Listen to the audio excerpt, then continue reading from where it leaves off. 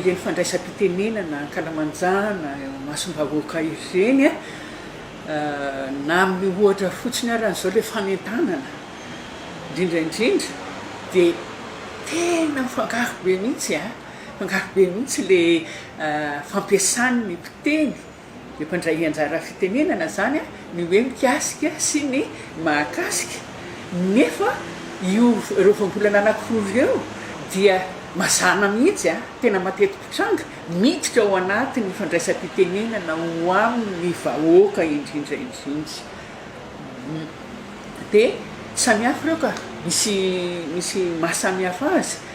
ny antony dia satria samihafa ny tovona miaraka amin'le hoe kasika ny anankiray mahakasika dia ny anankiray mikasika dia zay le fahasamihafan'ny tovona zay tarika fahasamihafan'le hevitra dia ataontsika ao anaty fehezanteny dia izy atakarantsika hoe satria matetika tsy hita le fahasamihafana raha tsy ao anatin'ny fehezanteny ataontsika ao anaty fehezanteny le izy mba atakarantsika amin'ny fahasamihafana ohatra zao hoe ny fanentanana natao androany dia mikasika ny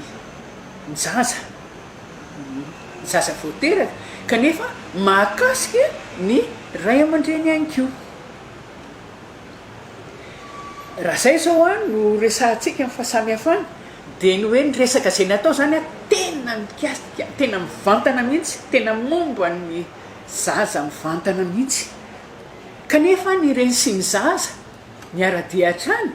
dia zay zavatra rehetra mikasika ny reny zany